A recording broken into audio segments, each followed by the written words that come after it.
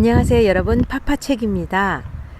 100명을 넘었습니다. 감사드립니다. 제 마음은 한 10,000명쯤 함께 책을 읽게 된 것 같은 기쁨입니다. 그래서 감사의 의미로 약간 특별판 비슷하게 야외에 나와봤어요. 지금 느끼는 이 바람, 여러분도 함께 같이 느꼈으면 하는 마음으로 짧은 수필 하나 읽어볼게요. 엄마에 관한 수필이에요.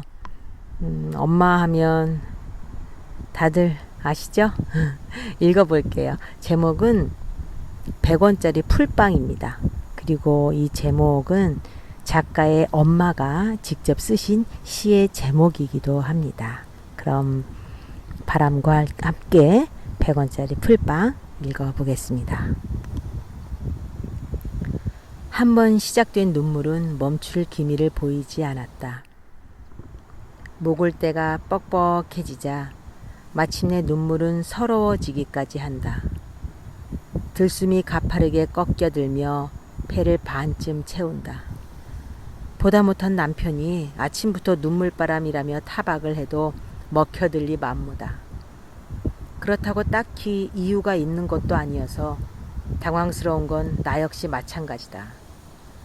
휴지 2장을 뽑아 힘껏 코를 풀어본다.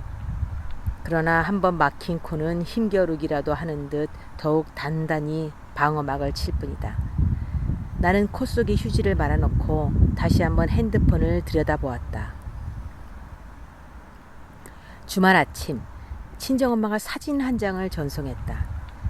몇 년 전부터 엄마는 도서관에서 무료로 진행하는 한글 공부에 열의를 보이고 있었다.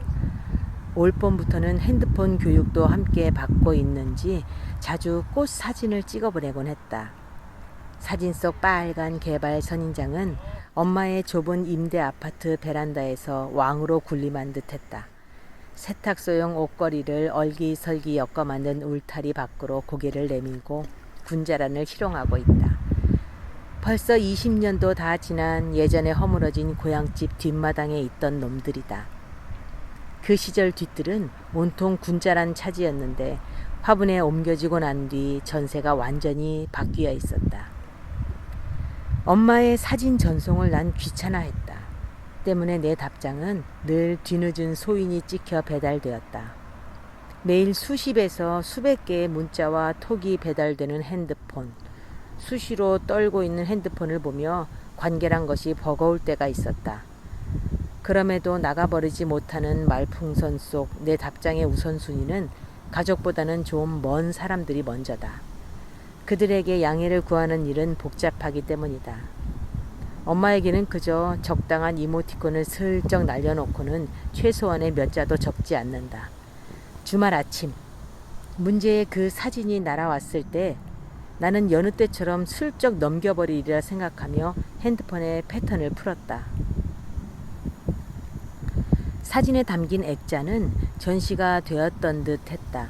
액자 한쪽 귀퉁이에 엄마의 이름이 적힌 이름표가 달려 있었다.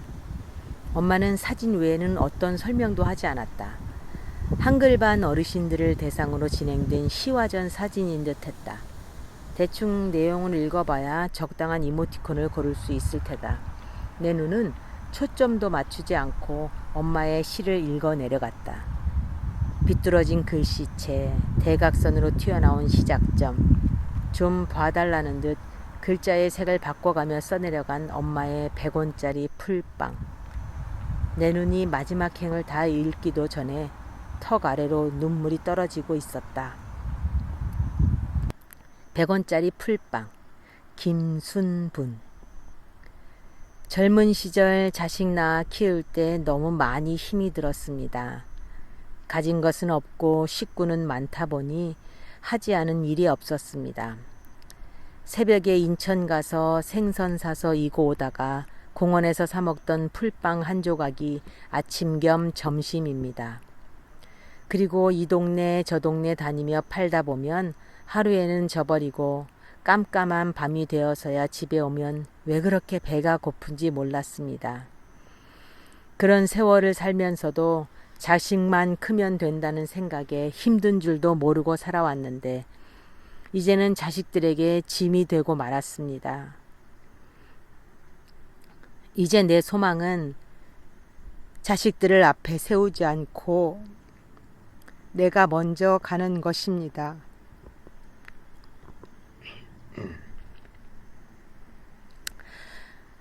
내 나이 10살 되던 가을, 갑작스런 사고로 넷째 언니가 죽었다. 김일 선수가 시원한 박치기로 일본 선수를 제압했을 테지만 옆집으로 구경 갈 엄두는 내지 못했다.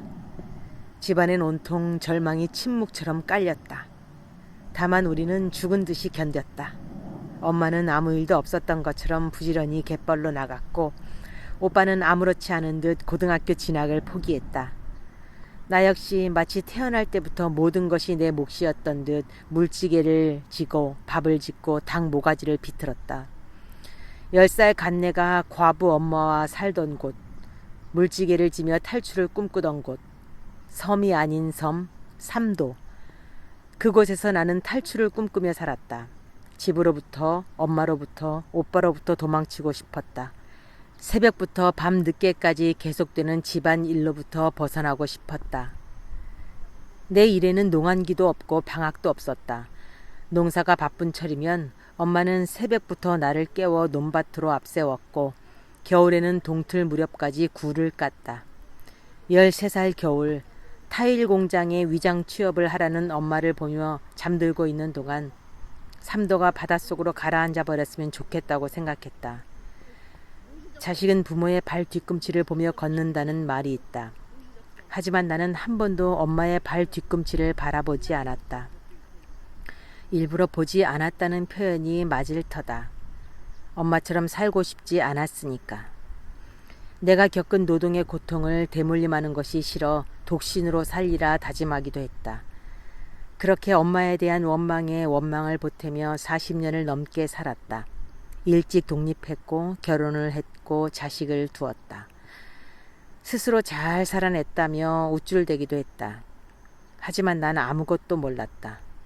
내가 부지깽이를 휘두르며 원망의 불씨를 키우던 그 시간 엄마가 100원짜리 풀빵 하나로 아침 겸 점심을 때우고 있었음을 언젠가 엄마가 들려준 이야기가 있다.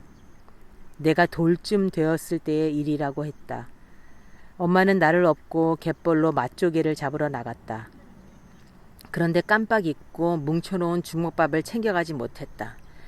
등에 업은 아이는 울고 맛조개를 담은 그물은 무겁고 갯벌은 허벅지까지 빠져 한 발 옮기기도 힘들었다고. 사는 게 너무 힘들다는 생각에 등에 업은 돌쟁이만 버리면 나머지 자식들은 굶기지 않을 것 같아 어린 나를 밀물에 버리려고 했다는. 저를 버리는 줄도 모르고 빵긋 웃는 나를 보며 빈 젖을 물리고 한참이나 울었다던 엄마. 돌이켜보니 나는 한 번도 엄마를 위해 밥을 짓지 않았었다. 부록을 지나 하늘의 뜻을 알게 될 날도 얼마 남지 않았는데 바보같이 한 번도 엄마의 갈라진 발 뒤꿈치를 자세히 보려 하지 않았다. 32. 과부 순분이의 갈짓자 걸음이 없었다면 지금의 내가 있을 수 있었을까? 얼마간 울음이 잦아들고 처음으로 빠른 답장을 보냈다. 미안했지만 미안하다는 말은 빼고 시가 멋지다고만 했다. 엄마는 여전히 아무렇지 않은 듯 커피가 떨어졌다며 시간 되면 커피를 사오라는 문자를 보냈다. 노인정 할멈들하고 같이 먹어야 하니 제일 개수가 많이 든 맥심 커피를 사오라고 했다. 80이 넘은 나이, 엄마의 갈라진 발 뒤꿈치가 조금은 아물었을까. 개발 선인장이 희롱하고 있었던 건. 네, 제가 이게 중간중간 감정이 벅차 올라서 목이 좀 맸네요. 이 친구는 어릴 적 제 바로 옆집에 살던 친구입니다. 옆집으로 TV를 보러 가지 못했다던 TV가 있던 옆집이 바로 저희 집인데요. 이 친구가 어떻게 살아왔는지 알고 우리가 함께 유년 시절을 같이 보냈기 때문에 다 아는 내용이기도 해요. 근데 속사정은 몰랐죠.